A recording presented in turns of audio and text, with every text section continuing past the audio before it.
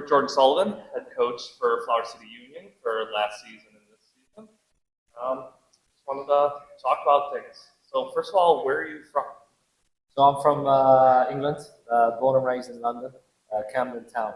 And how did you end up in the U.S.? So obviously for 15, 20 to 25 years, I spent all my time in England, London, playing soccer and coaching. And I always had aspirations of getting into a new environment and trying something different. So I was very lucky to have a fantastic dad that taught me how to follow my dreams and do what I wanted to do. So, at 24, I ended up coming over here to coach. As I got here, I ended up in Rhode Island, and then from there, met Nelson Capello, and then went 2 years at MCC, 2 years at Roberts, and then finished off. So that's how it's. You met Nelson with the Rochester Football Club. Is that Yeah, that's correct. And Rhode Island. So did you grow up a football fan? Oh yeah, big. The QPR? QPR, yeah. My dad and my granddad were big fans of QPR. I had a little bit of a stint playing for the youth well there, so yeah. Yeah, I wasn't sure whether you were a fan of QPR or whether after working there is when you started following them. So yeah. Is that like a dream to grow up and a fan and then end up there as well? Yeah, it was a nice. Obviously, my dad and my granddad used to take me to a lot of games. They're big QPR fans, so I got a chance to go up and watch. And yeah, I got a chance to play in their advanced sort of setting, go from there. So it was good. What do you think of this season? They're going to stay up? They're 2 points behind Blackburn. We're both shooting for that 50-point goal. Yeah, I know. We had a lot of turnover in managers, this and that, and obviously a lot of financial issues in the past. But we had a rough season last year too, barely. So hopefully we're both safe. Yeah. I also read that you have a boxing background. Yeah. So obviously in England, there was a boxing gym right next to my house.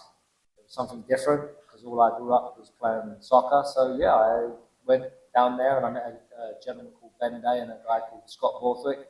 And yeah, they trained me up and I had a couple of white collar fights and just fell in love with it and then became a boxing trainer there. Oh, so I had read that you were managed a gym. I didn't realize you actually fought as well. Oh yeah. So I had 2 or 3 bouts, nothing professional level, but the guy that runs the gym, Ben Day, he was a professional boxer, so I'd be a sparring partner and also help train him, prepare him for some fights as well. So I had a good holistic background in boxing. Yeah, and that's got to be a great workout for anything you're going to do too. It's the toughest workout, yeah.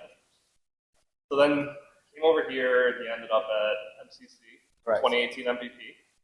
Not bad. Not bad. Is that all country or like regionally? I think that's just in the region.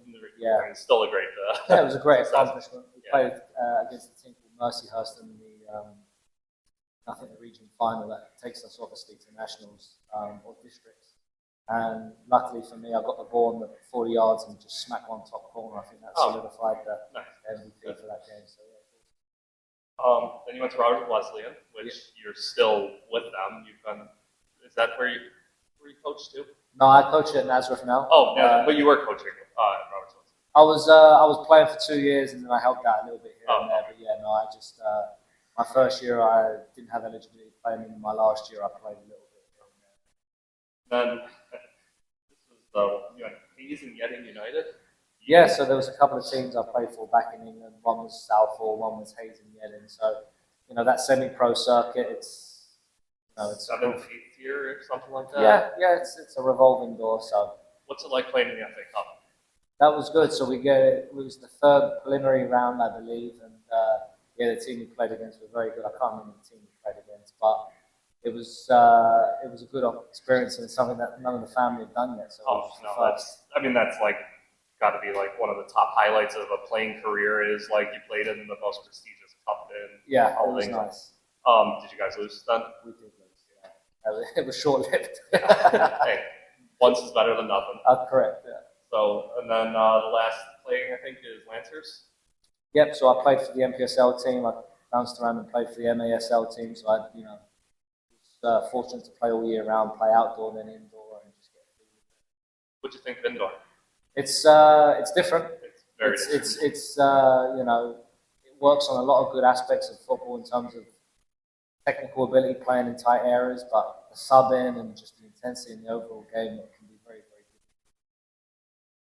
good. get a hold of. It takes usually Jake Schindler, who's done an incredible job for the Lancers this year. You know, it takes about 50 games to kind of get his feet in it. So yeah, I maybe had 5 or 10 games in that. So I'm still a big novice when it comes to the indoor game. Just a rundown of your coaching experience. Rochester Football Club and Rhode Island. Yep. And Oxford College. You went back to. Yeah. So obviously in England, we finished school at 16, and then from 16 to 18, you have like a higher education at college. So it was through me coaching with QPR.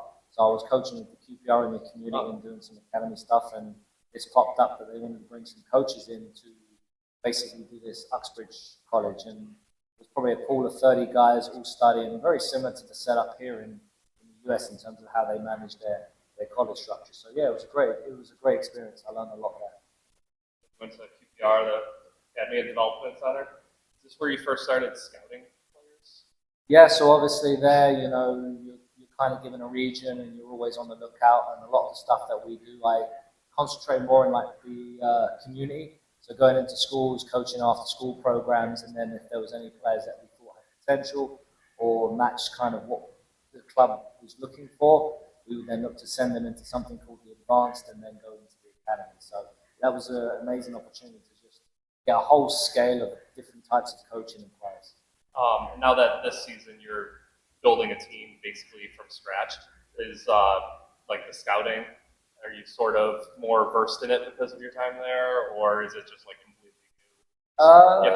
Because you aren't just relying all on tryouts. It seems like you guys are scouting as well. Absolutely. So obviously I had good experience coaching the Lancers UPSL team. So obviously I got a good foothold in the Rochester soccer community and found out, which guys we like, what guys fit our player profile and what we're going after, and then just went from there basically. I mean, there's a lot of great talent in Rochester. Problem is bringing them all into one holistic place where they can go play and compete. Because as you know, the soccer community can be a bit saturated. Yeah. So there's a few different teams, and everyone's trying to pull from the same without.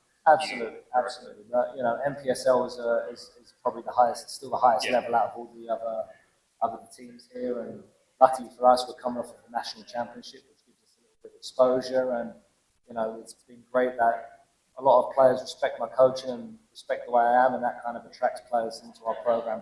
Our coaching staff is fantastic as well, so that definitely brings a lot of players in. It's got to be hard losing Nelson after last year, but you seem to be doing well with Mike, Janae, and Marcelo. No, Nelson will be a huge loss. I mean, he was just a guy, everyone loved him, respected him, done so much for the soccer community. I didn't realize what a legend he was when he was hired, and then I look and it's just countless titles. Yeah, I remember sitting there one day having lunch and I was like, who's the best player you played against? Pele, Beckenbauer, all right, man. Jeez. So, yeah, he's got caliber, and he's never won a national championship at the professional level. So for us to achieve that together, and then for him to do that last year, I'm really happy for him. I owe a lot to him. He gave me the opportunity here in the US, and I never forgot that. So it's not repaying the favor totally, but it's a little bit that I can say thank you, man, for being a part of this. And it's a great ending of his career. 100%. So it started in the 70s with the Lancers. Yeah. So last year started out kind of rough, as we know. What would you say was like the turning point of the season? It just took time to gel, and I mean, he was at every game. We were on the wrong decision of some referee calls. We were on the wrong decision, just poor individual errors that led to goals.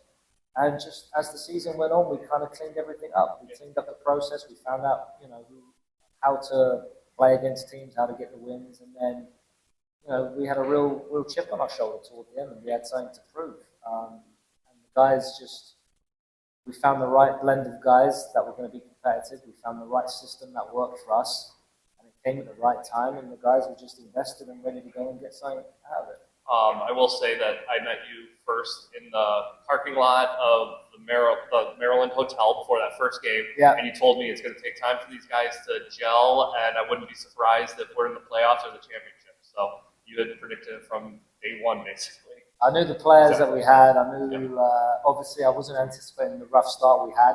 And I've got to give a lot of credit to the ownership, Jimmy and Jim, Some owners will get time. some owners will get coaches out within 5 games, but they stood by me, they supported me, and hopefully now I repaid them as well. So what's your goal for this season? This season is obviously bringing in a whole brand new team. Yeah. Obviously not professional, it's amateur, so we're kind of under the lenience of NCAA and when they're allowed to release players from college and when they come back. I believe most of our players come back May 9th. We have a game May 11th. Yeah, that first game is going to be rough because it's also against Still City, the champions last year. It will be tough. I mean, we have our system, we have an identity. We're going to build off of what we did last year, and then we're bringing in a couple of guys that played last year. Dylan Ruiz, who knows the ethos of the team and what's expected, as well as Ryan Curtis. So those guys will be more the figureheads that we're looking to count on to establish good culture and the way we play. Have you had any practices yet as a team? No, our first practice will probably be next week. Great. Again, we're at the mercy of who we can get. Everyone's schedule. Yeah, I might have to dust the boots off and go for 10, 15 minutes. And then one last thing. Yeah, no worries. You had a quote about getting in the zone. You once wrote, "Find yourself a great song that helps you flip the switch." What's that song for you? A lot. I mean, bringing me back to good memories with my dad. My dad sacrificed a lot and used to take me to play football everywhere. And, if you wanted to G me up, he'd put some Prodigy on. And there's a few song titles that you can't really name. I think I know which one you're referring to. Yeah, so he'd stick that on, we'd get the headbanging going, and it'd be going there. But yeah, EMF, unbelievable. That was another song he used to play. He used to play a lot of Jamiroquai.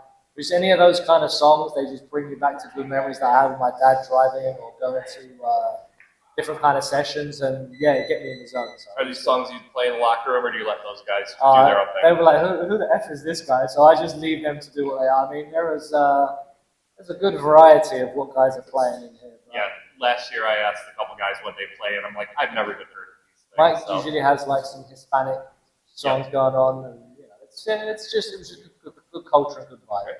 And here today for the last tryout, I got a few guys, so good luck with everything. I appreciate it. We'll be here all season. Thank you very much. You've done for Rochester and for Flower City. Thank you.